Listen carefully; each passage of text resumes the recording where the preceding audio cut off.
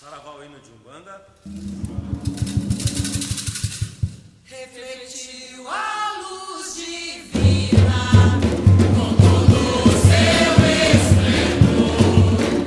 Vem do reino de Oxalá, onde a paz e amor se refletiu na terra, luz se refletiu no mar, luz que veio de Aruanda para tudo iluminar.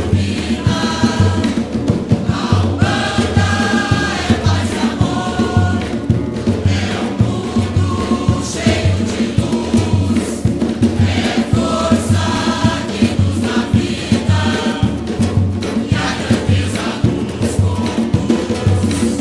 Avante, filhos de fé, com a nossa lei não há, levando ao mundo inteiro a bandeira de Oxalá.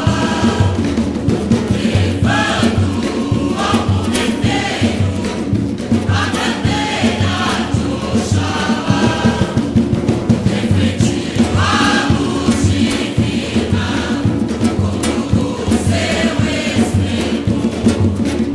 Vem do reino de Oxalá, onde há paz e amor, luz que refletiu na.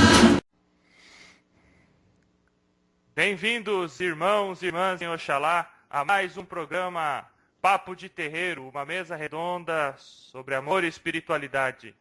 Eu sou o Michel, falo de Campo Grande, Mato Grosso do Sul. Estou na presença dos meus irmãos de fé, Xisto Júnior, e do sacerdote de Umbanda, Ramon Turbay Moliterno. Sejam bem-vindos, meus irmãos. É muito bom estar aqui com vocês, a gente poder conversar. Aqui é Ramon de São Paulo e é bom ter vocês para a gente poder dividir luz e trazer informação para todo mundo. Isso aí, galera. Bom estar com vocês também. Bom dia, boa tarde, boa noite, dependendo da hora que vocês estão ouvindo isso. E gostaria aí de agradecer mais uma vez a oportunidade de estar com os meus irmãos e poder falar de espiritualidade com bastante carinho. Bem, meus irmãos, nossos queridos ouvintes, o programa de hoje nós estaremos abordando o assunto cristianismo. Não estaremos falando sobre Jesus Cristo, mas sobre a religião cristianismo, religião que surgiu, que foi fundamentada no século III após de Cristo, aproximadamente no ano de 315, quando o imperador Constantino, imperador romano, ele reuniu as principais seitas que praticavam os ensinamentos de Jesus Cristo dentro do Império Romano. Essas principais lideranças se encontraram no concílio ecumênico na cidade de Nicéia. Foi neste concílio de Nicéia que nós tivemos o cristianismo fundamentado como religião, surgindo a partir disso a Igreja Católica Apostólica Romana. O imperador Constantino era imperador romano do Oriente, e no ano 312 depois de Cristo, ele se tornou imperador romano. Quando Constantino chegou em Roma, naquela época existiam diversos templos e um templo principal onde eram feitos sacrifícios para as divindades. Até então, Roma tinha uma influência muito grande da Grécia com relação ao panteão de deuses adorados. Quando Constantino chegou, ele passou reto e não permaneceu naquele templo para os sacrifícios. Assim que ele chegou aos seus aposentos, ele mandou chamar diversas pessoas e disse que tinha sido Deus dos cristãos que tinha levado ele à vitória e conduzido ele até a se tornar imperador romano.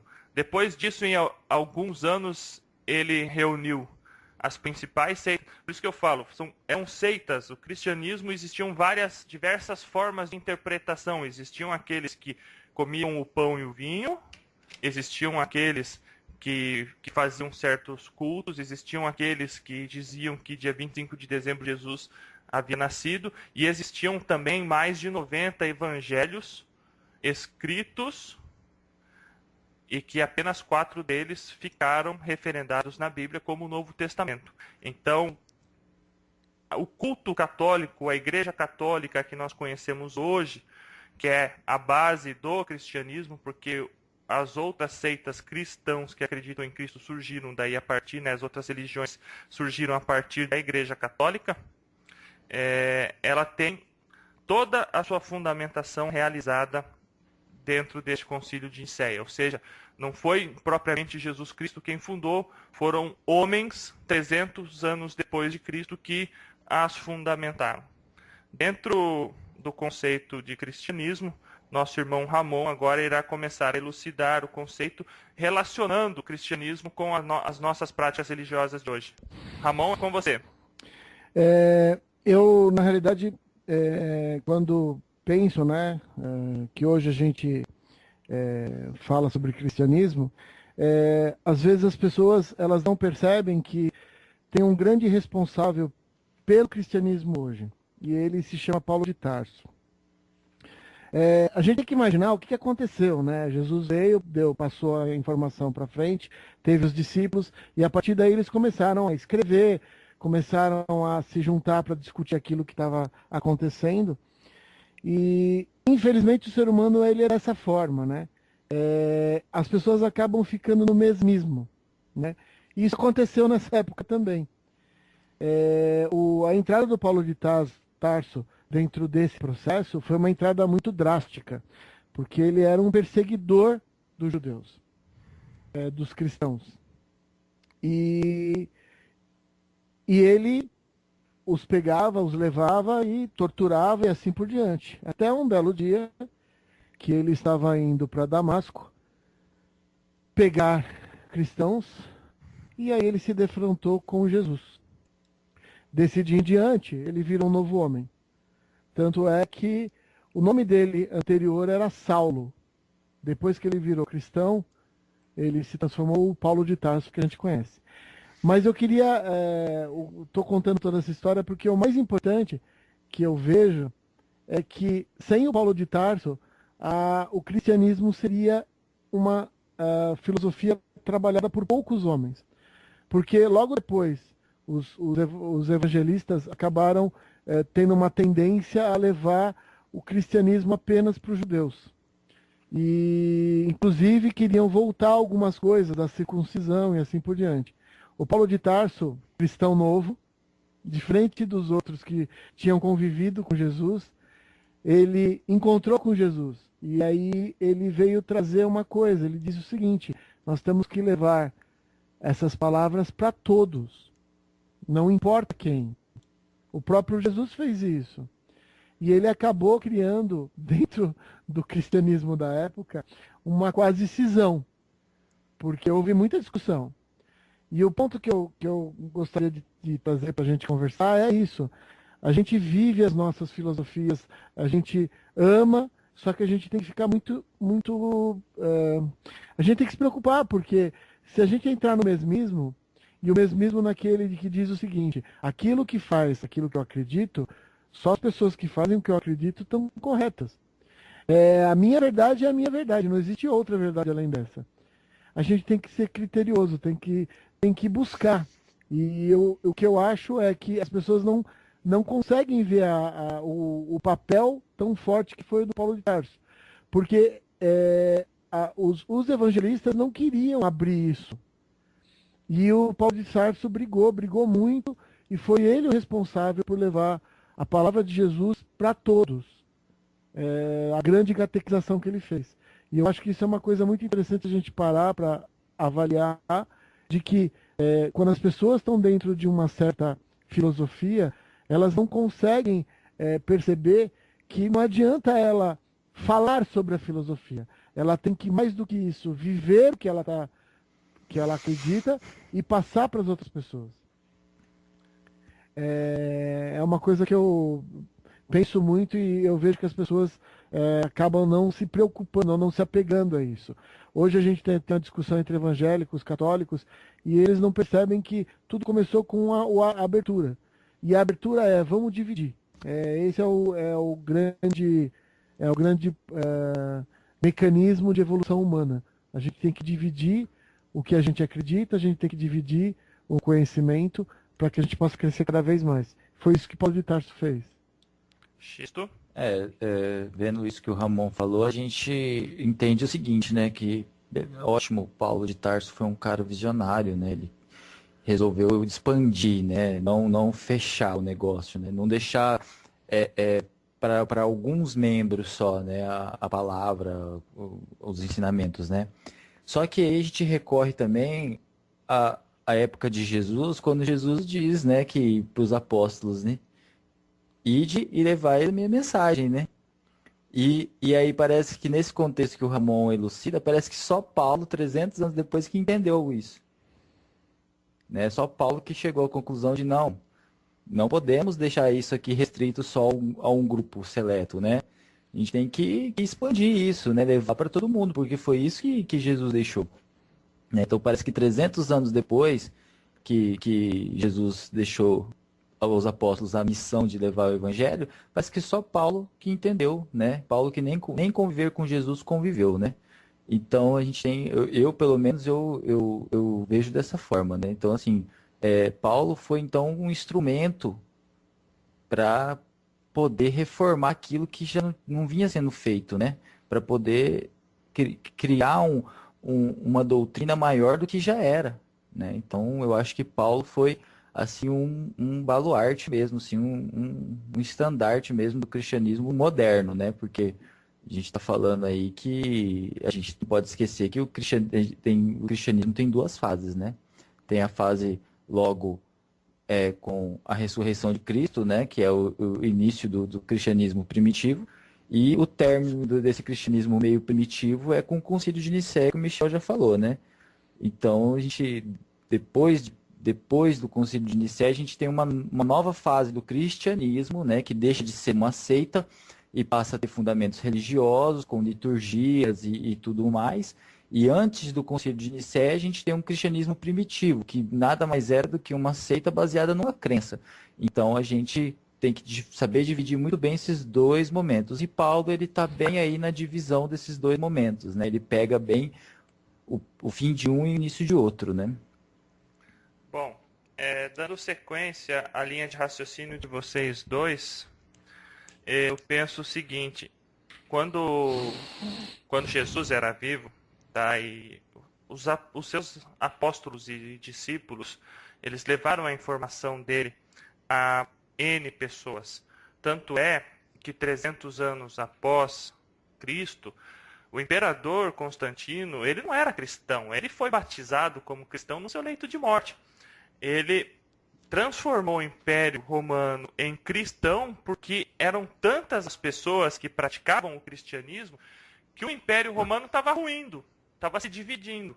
E ele, na tentativa de para unificar o Império novamente, ele fundamentou e criou, junto dos demais cristãos da época, ele determinou a nova forma a nova religião oficial de Roma.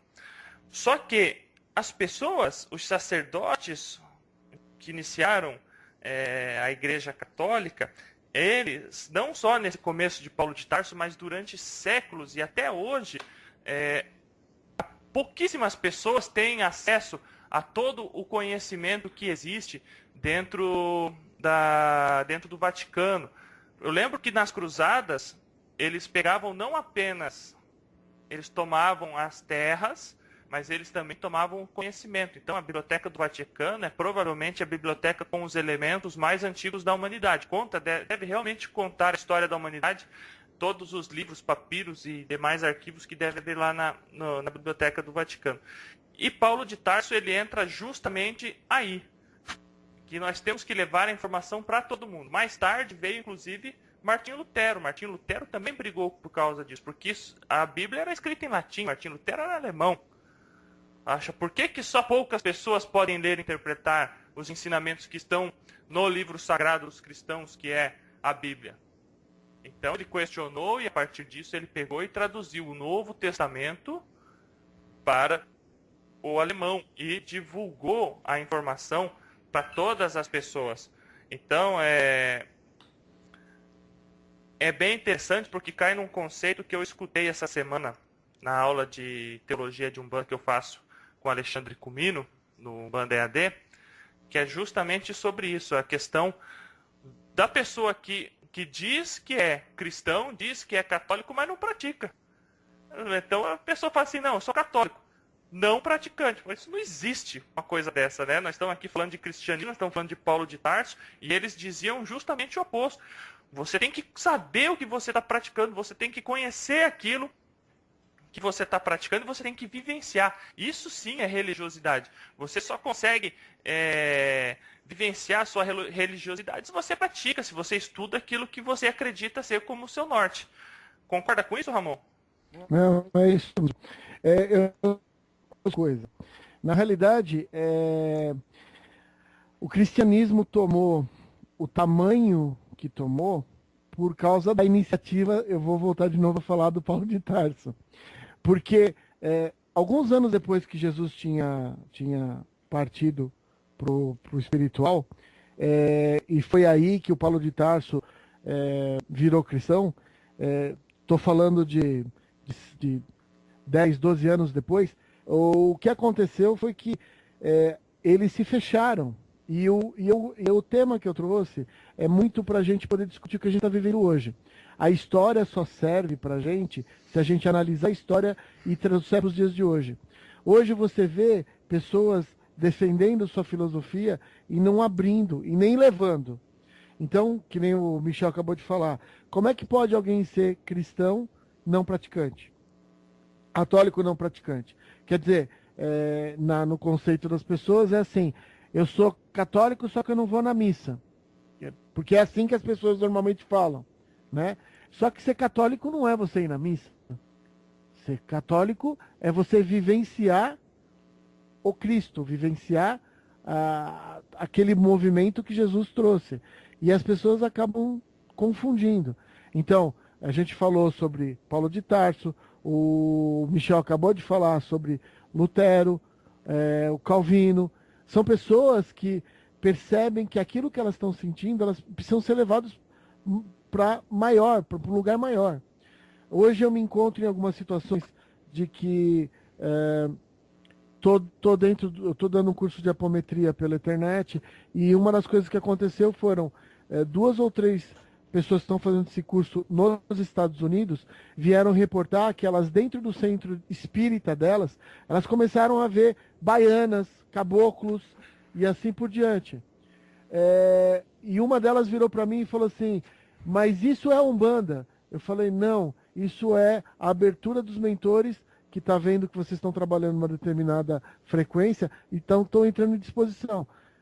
Pessoal, se a gente se fechar, se a gente achar que só aquilo que a gente vive e só aquilo que a gente experimenta é a única coisa que existe, a gente acaba se fechando para o mundo. E é uma das coisas, o tema foi trazido por causa disso. A gente tem que enxergar a mais. Aquele caboclo, aqueles baianos que ela está identificando, estão ali para trabalhar para a humanidade. E eles são da linha de Umbanda. Mas eles vão trabalhar em qualquer lugar que forem chamados e que forem servir. E é esse o trabalho de qualquer médium ou de qualquer pessoa que fale, eu tenho essa filosofia. Você é um servidor do maior, da luz. Pelo menos é assim que eu enxergo. Xisto? Eu concordo com isso, só que eu penso assim, né? Você olhar o cristianismo desde os seus primórdios, né? Eu não consigo entender como que essa coisa tão primaz, tão visionária e tão bela, né? Que a doutrina cristã, né? Como que ela... Vou entrar até é mais uma dúvida, né? Do que uma elucidação. Como que o cristianismo, deixa de ser uma coisa límpida, pura e servidora da humanidade para ser uma perseguidora, né? Parece que é vou descontar toda a perseguição que eu sofri e agora eu vou perseguir os outros que não concordam comigo. Porque a gente está olhando o cristianismo num primeiro momento que é uma renovação, né? Só que num segundo momento o cristianismo ele veio com todo o poder dado pelo Concílio de Nicéia, onde se fundamenta a religião, ela ganha poder. E eu digo poder físico, né? Poder em moeda, né? Poder material. Né? E se aproveitou disso para perseguir outras pessoas. Então a gente não pode. É isso que o Ramon falou, nem tudo é uma verdade absoluta. Às vezes o que é bom hoje pode vir a não ser amanhã. Né? Então a gente tem um cristianismo no início muito primoroso, mas que assume uma veste de inquisitora também. Então a gente também não pode esquecer esse lado aí também do cristianismo inquisitor, né? Que em nome de Jesus praticou aí tantas atrocidades também, né? Eu não gostaria de esquecer disso, porque não foi assim que Cristo, Paulo, Pedro, Tiago, né, que foram grandes líderes cristãos, visionaram para a fé deles, né? Porque não foi bem isso que eles queriam passar. Né? Xisto, o grande problema é aquele, né? O alto sempre traz coisas iluminadas. O homem vai, transforma em religião, porque é uma filosofia que o alto quer que a gente faça. Eles querem que a gente viva o que a gente acredita. Não é impor para as outras pessoas o que eu acredito. Eu vivo aquilo que eu acredito e pelos meus atos eu ajudo o próximo e mostro para o próximo aquele caminho. Deveria ser assim. Só que os homens pegam o poder e transformam no que é religião. E, infelizmente, a própria religião já perdeu o significado. Porque religião significa religare. Religar com o alto. E Com certeza. muitos se esquecem desse detalhe. Você né? tem aí, antes do Concílio de Nicéia, por exemplo, você tem o Édito de Milão, né? Que foi uma reunião que o próprio Constantino participou, onde foram ditados algumas regras para a nova religião e em nenhum momento eles ditaram que as demais tipos de fé seriam perseguidas, né? Eles só não participariam daquilo, né? Deixa eu dar um adentro nisso aí. Isso aí existe a perseguição e a imposição cultural e consequentemente religiosa existe antes de Roma, tá? Principalmente no período conhecido como helenismo, que foi quando Alexandre o Grande, rei da Macedônia que era vizinha da Grécia, tá? Ele estudou, tá? Para quem conhece a história de Alexandre o Grande, ele estudou com Aristóteles e ele adorava a cultura romana, a cultura grega. E o que aconteceu? Cada país, cada nação que ele dominava, ele fundava uma cidade. Normalmente as cidades se chamavam Alexandrias. E ele implementava dentro daquela nação a cultura grega. Então, essa coisa de você tomar, conquistar e impor a sua filosofia de vida, a sua forma de raciocinar, veio antes de Roma. Foi continuado isso com Roma, porque Roma, antes de termos o catolicismo, eles já faziam isso, apesar de que alguns líderes romanos que eram chefes das terras, né, que cada região tinha um líder romano, eles deixavam o povo bem à vontade. Depois do cristianismo, eles obrigavam a todos a se converterem ao cristianismo. Eu penso o seguinte, acho que existem líderes religiosos e líderes religiosos em todos os segmentos, não só no cristianismo. Falta muitos líderes evangélicos ou até mesmo católicos, eles lerem a Bíblia, que é o seu livro sagrado, com um pouco mais de carinho, observar um pouco mais as atitudes de Jesus Cristo, porque todos os fundamentos do Evangelho de Cristo estão ali, na Bíblia.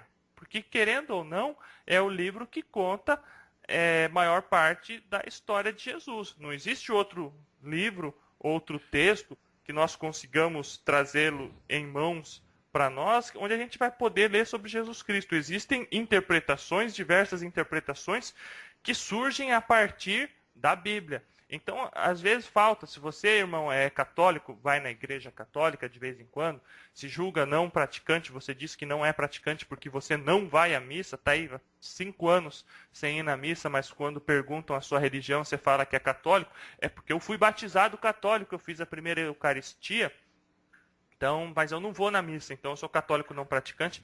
Pega a Bíblia, leia a Bíblia, o Novo Testamento, mas leia sem nenhum preconceito formado. Mas Leia de coração aberto, entende? Para receber aquela informação que vai vir de lá.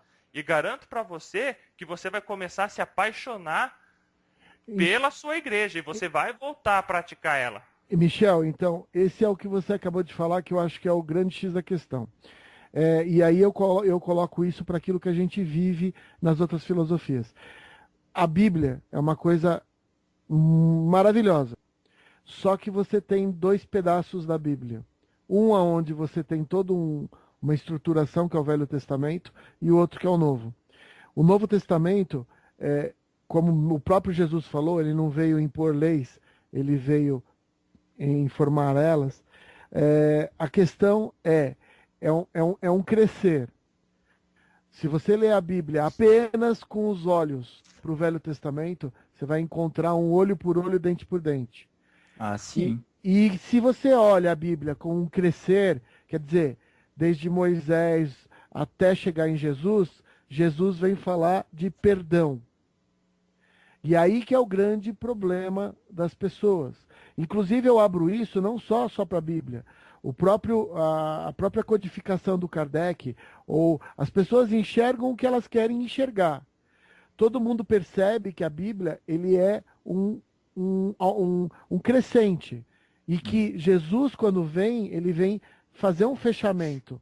Só que a pessoa, ela prefere ler a Bíblia apenas a parte interessante para ela. Então, ela vai ler dente por dente, olho por olho. Então, ela vai falar, é justificável você fazer alguma coisa para outra pessoa.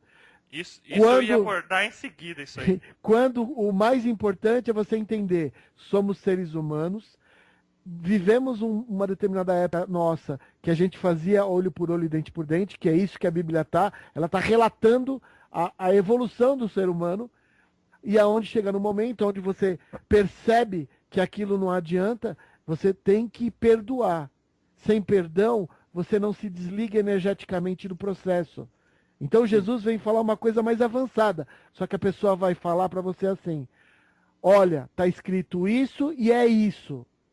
Não, está escrito isso, e isso nós fomos. Na verdade, eu vejo a Bíblia hoje num conceito muito engessado, né? As pessoas, é isso que o Ramon falou. O cara lê na Bíblia e diz, você tem que tomar 0,5 litro de água toda sexta-feira, às 7 da manhã. Se ele não fizer às 7 da manhã, ele já está pecando contra Deus, né? Mas Michel, eu deixo bem claro... eu sou o xisto. Ah, desculpa.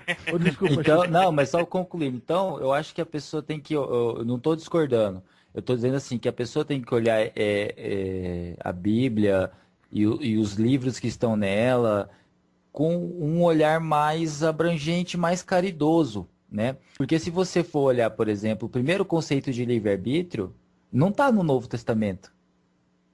Está lá em Gênesis, né? Que quando Deus bota a árvore do conhecimento no meio do jardim do Éden e diz, desta árvore brota todo o bem e todo o mal, né? Então é uma escolha. Você tem o livre-arbítrio, só que o livre-arbítrio tem os seus prós e os seus contras. Então, o cara não olha isso, ele olha assim, não fazeis o mal, né? Então você não tem um conceito de livre-arbítrio aí. Então a gente tem que olhar a Bíblia não como uma coisa para pautar a tua vida, mas sim como uma coisa, não como uma tábua de salvação. É isso que eu queria dizer. As pessoas olham a Bíblia como uma tábua de salvação, né? Aí vai morrer, vai chegar lá no plano espiritual, vai para um lugar lá, sei lá como, vai falar, mas eu li a Bíblia todo dia. E você praticava o que estava ali? Não viveu, né? Então, é isso que eu acho que é nesse ponto que o Ramon tá querendo chegar. Não adianta você falar uma coisa que você é se você não vive aquilo. Não vive. O que eu ia falar, desculpa, Michel, o Xisto ter te interrompido, é que quando você pega a própria codificação, as pessoas, quando olham a codificação, elas acham que é um negócio estagnado. Sim, Da mesma forma que a Bíblia houve uma evolução, e você percebe isso, os escritos depois da codificação são evolutivos também. Então você vê muita coisa que não foi escrita por, não foi, não está dentro da codificação através do Kardec, mas que veio depois com André Luiz e o Chico Xavier. sim. E são evoluções. E você percebe a evolução. Agora, você pegar, apontar um determinado lugar, não importa se da Bíblia ou da codificação, e falar como isso não está escrito aqui, não existe, não faz sentido. E Você aí, engessa a coisa. você ingessa. E aí que eu vim trazer a baila. Eu falo porque para mim o Paulo de Tarso é a representação de um ser espiritual novo. É aquele ser que quando entra para evoluir, percebe que está fazendo alguma coisa errado, ele busca toda a energia dele para que as pessoas que estão em volta dele percebam isso. O E Paulo de você. Tarso, Pode falar, pode falar, desculpa. eu ia falar, o Paulo de Tarso, a primeira parte da vida dele, ele impôs as coisas. Na segunda parte da vida, quando ele percebeu o quão grandioso era a mensagem de Jesus, ele viveu. E quando você vive alguma coisa, você quer que as pessoas que estão em volta de você vivam também. E é diferente da imposição. Então, viver a filosofia é o que o alto quer que a gente faça. É viver o amor, não é escrever sobre o amor ou filosofar sobre o amor. É você amar, né? Na verdade, ele traz pra gente também uma mensagem que nunca é tarde, né? Sim, Nunca é tarde para você mudar sua visão do mundo, porque antes de Paulo, por exemplo, você tem aí o primeiro gentil convertido ao cristianismo, que é Cornélio Centurião, né? Que tem uma história pouco parecida, mas ele não se autoconverteu como Paulo de Tarso, por um encontro com Cristo, mas ele foi convertido por alguém, né? Então já começa por aí, né? Então ele não foi assim um gentil que se modificou pela palavra, não, a palavra modificou ele. E Paulo de Tarso, então, a partir dessa conversão dele, que eu não vejo como conversão, eu vejo como um encontro dele com a proposta de Cristo, ele passa a ser o apóstolo dos gentios, né? Porque a partir dele a galera começou a se converter, né? é isso mesmo.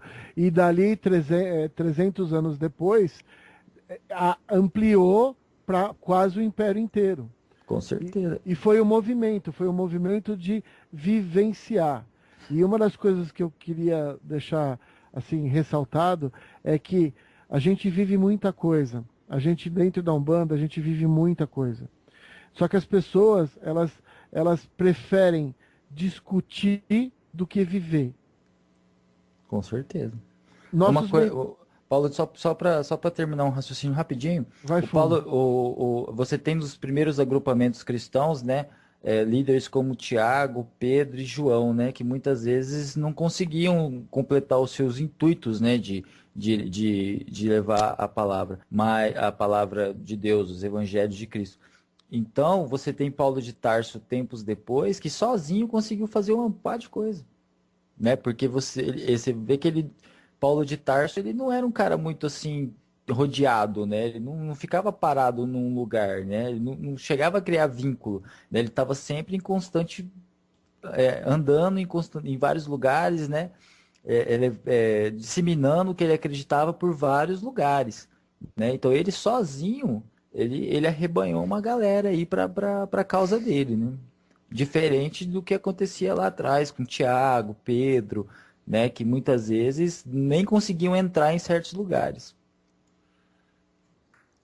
mas Paulo de Tarso só conseguiu entrar em certos lugares porque antes dele Não, sim. houve outros que martelaram a rocha, que Não, trincaram tudo a bem. rocha para ele poder Você não tá quebrar, tirando, entende? eu não estou tirando mérito. Estou dizendo assim que a visão dele sobre o que o Evangelho, o que as Escrituras diziam, era tão mais evoluída que se fazia entender de melhor maneira. Não era aquela coisa de imposição, né? Porque vamos, não, ó, eu tenho aqui para vocês uma palavra de amor e de fé, né? Que pode mudar a vida de vocês. Vocês querem ouvir? Né? Paulo não, pelo que eu estudei de Paulo, ele não chegava no lugar no alto do morro e falava assim, ó, vim pregar a verdade, Não, não mesmo. entendeu? Inclusive, eu acho que toda essa força vem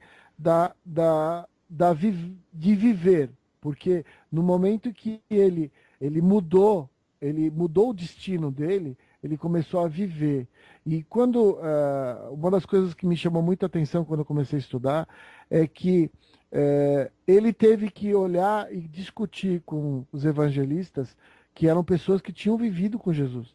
Com E certeza. ele virar para ele e falar assim, mas espera aí, você não pode só falar para os judeus, você tem que falar para os gentios. Você tem que levar isso para longe, e porque tem muita gente que precisa ouvir isso. E essa era a discussão. E o que eu acho bonito é essa vivência. E eu acho que isso falta em todos os lugares. Talvez esses líderes antes de Paulo não tivessem conseguido isso porque eles achavam que essa fé em Cristo era uma coisa restrita aos judeus, né? E Paulo já tinha uma visão totalmente diferente. Então você vê assim que todos tiveram seus méritos, mas essa visão abrangente, não uma visão linear, mas uma visão abrangente da coisa, foi Paulo que trouxe, né? E você marca com Paulo um reinício, né? Ele reinicia algo que já existia, né? A fé cristã já existia, mas os procedimentos para levar essa fé adiante, ele reinicia também. Eu acho isso. Bom, eu vou entrar agora no assunto, relacionar um pouco tudo isso que nós estamos falando com a nossa prática religiosa atual, que é a Umbanda. Eu também concordo, eu acho que falta vivenciar, falta um bandista vivenciar. Vamos trazer isso que nós estamos falando, que aconteceu lá 2000 anos atrás, vamos trazer isso para o agora. Falta. Como é que você reconhece o bom líder religioso ou o bom religioso? Aquele que pratica a sua religião. Quem pratica a sua religião com amor, estuda ela. A gente não aprende, a gente não nasce sabendo de tudo. A gente vai dar cabeçada, a gente comete erros. Mas aquele que pratica a religião, ele comete um erro tentando acertar. Faz parte da vida. Ele muda-se de lugar para lugar, as pessoas são diferentes. Aquilo que funciona para o Ramon em São Paulo pode não funcionar para mim aqui em Campo Grande. Então, tudo é uma questão de vivenciar a sua religião, a sua prática religiosa. Eu vejo que hoje falta as pessoas estudarem, amarem, vivenciar com amor, ter prazer na prática religiosa, coisa que Paulo Tarso trouxe para o cristianismo há quase 2000 anos atrás. Paixão, aquela pessoa que coloca paixão naquilo que faz. Por que nós vamos falar de Cristo só para os judeus? Vamos falar para todo mundo. Por quê? Porque eu amo Cristo, porque Ele mudou a minha vida. Entende? A gente pode trazer esse mesmo ensinamento para dentro da nossa Umbanda. Por que você é um bandista? Cara, a Umbanda mudou a minha vida, minha forma de enxergar a vida, minha forma de viver a vida, minha forma de se alimentar, minha forma de se relacionar com minha esposa, com meus pais, de me relacionar com o sagrado. A Umbanda mudou isso, modificou isso na minha vida. Isso é quem pratica a Umbanda, quem ama aquilo que faz, aquele que pode se dizer assim mesmo, é verdadeiro umbandista, aquele que está ali vestindo a camisa que realmente quer ser um instrumento de modificação, um instrumento de melhoria do mundo. O que vocês acham disso? Michel, na realidade o grande X da questão é esse. A gente estuda as coisas para a gente perceber as coisas corretas, as posições corretas. Eu falei de Paulo porque eu acho que o Paulo ele é a representação de uma nova vida. E muitas pessoas elas acabam entrando na Umbanda e elas percebem o quanto aquilo é importante para elas, só que elas não vivem. É como se você aproveitasse aquilo para levar uma vantagem e depois virasse as costas e fosse fazer outra coisa. As pessoas, elas têm que viver. As pessoas quando chegam para mim, mas espera aí, tem um preto velho ali que está falando de forma errada, eu falo para a pessoa assim, o que é mais importante? O que ele está tentando falar ou a forma com que ele está falando? Aquilo que mexe com o coração.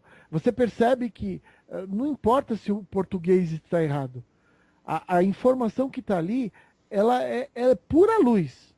Só que a pessoa, ela vai olhar com o olho da carne. Ah, não, mas espera aí, você tem que imaginar o seguinte, tem os atabaque.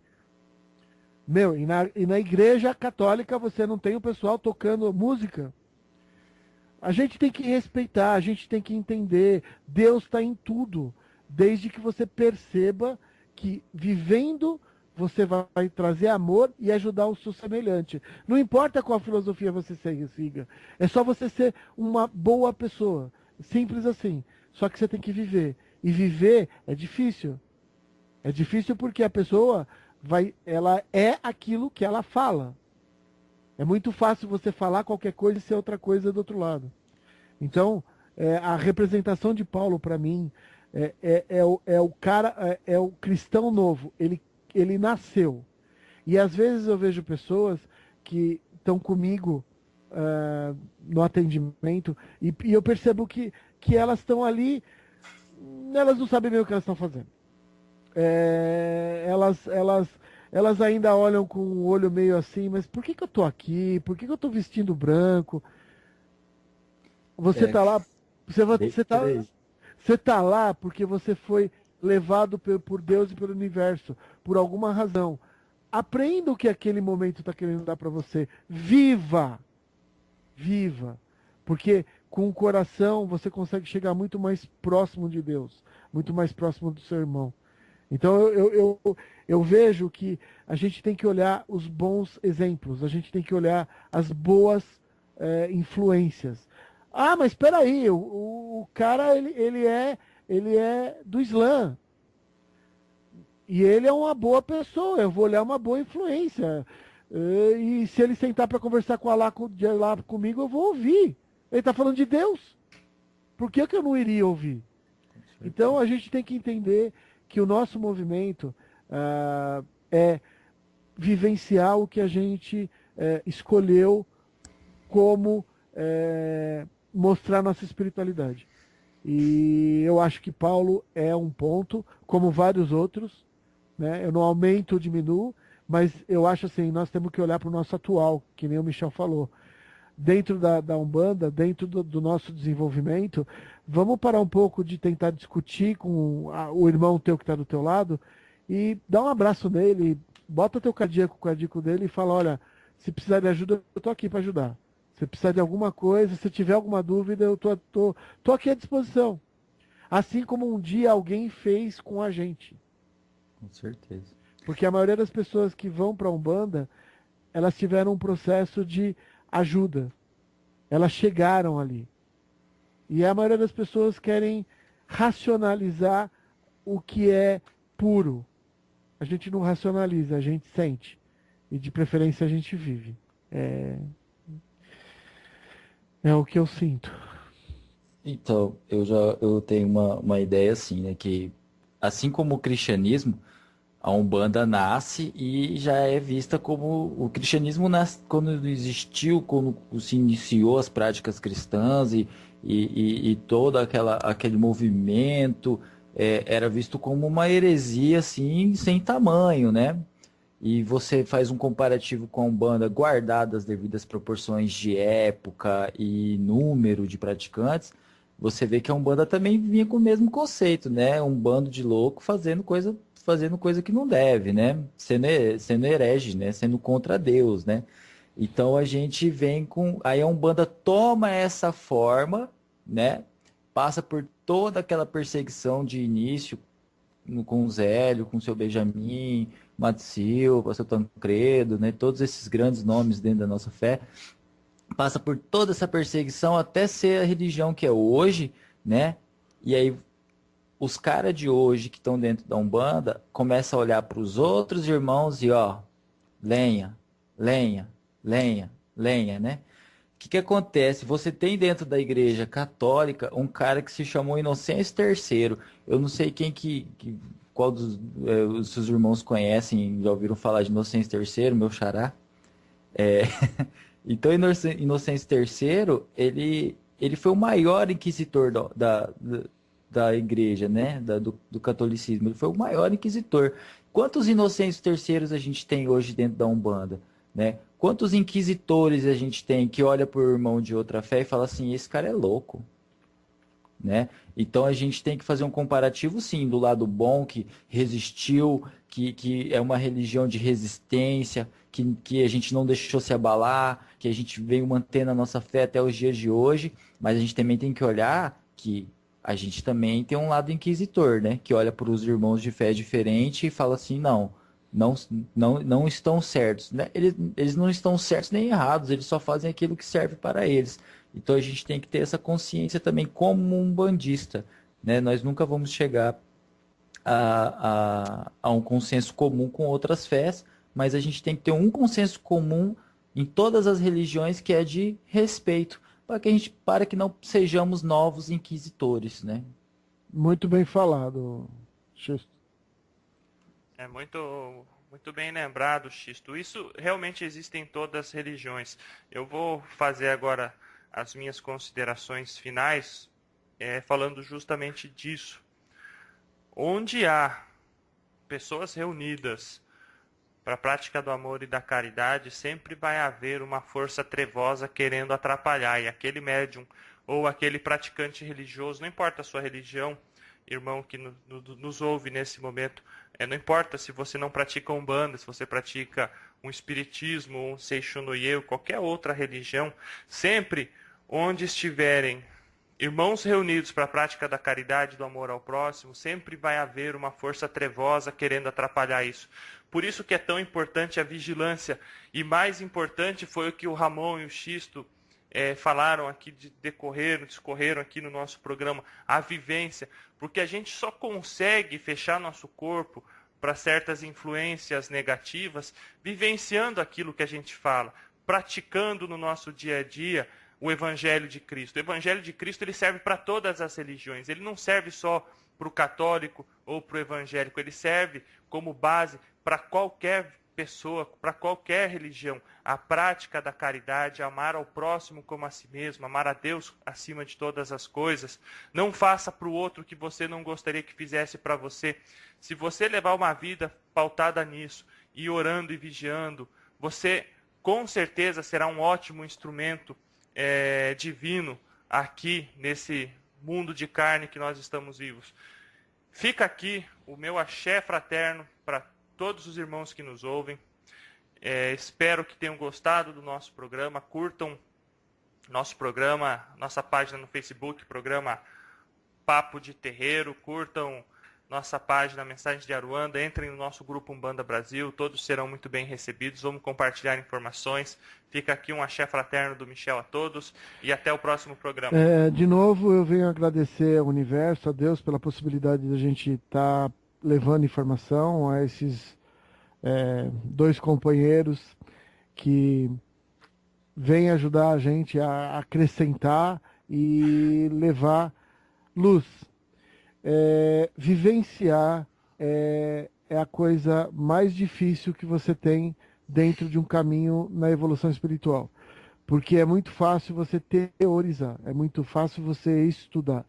Mas no momento em que você pega todo esse conhecimento e coloca para aplicar, aonde você sabe que você precisa se posicionar para ajudar até o irmão que é necessitado, às vezes até no momento que você também está precisando de ajuda, é a questão de você vivenciar. Então, eu agradeço muito poder estar aqui conversando com vocês. Por favor, mandem para a gente opiniões sobre o programa, temas para próximos programas. E também vocês serão muito bem-vindos lá na fanpage Eterno Aprendiz Espiritual. E uma semana muito boa para vocês, muita luz, muita paz, Obrigado, irmãos. Isso aí, galera. Eu queria agradecer e só comentar as minhas considerações finais a respeito disso. Esses dias passados eu publiquei no Mensageiro Ando um texto a respeito dos Cambones e foi um texto bastante comentado, foi em vários grupos do qual eu faço parte. E eu queria só externar tudo aquilo que eu disse no texto. Eu acho que é uma estrutura dentro do terreiro, que são os cambones, que é indispensável. Então eu queria agradecer aí a todos os cambones Brasil afora, que tornam mais fácil a vida dentro do terreiro e dinamizam os trabalhos.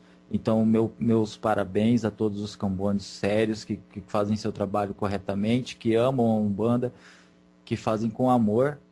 E os meus parabéns a todos os cambones do Brasil, de coração, né? Eu acho que é importante a gente lembrar dessas pessoas. E, mais uma vez, agradecer aí aos meus irmãos Ramon, Michel, pessoas que eu gosto muito e aprendo muito. E, graças a Deus, estamos aí, né, esperando vocês para o próximo programa. Uma boa semana a todos. Fiquem com Deus.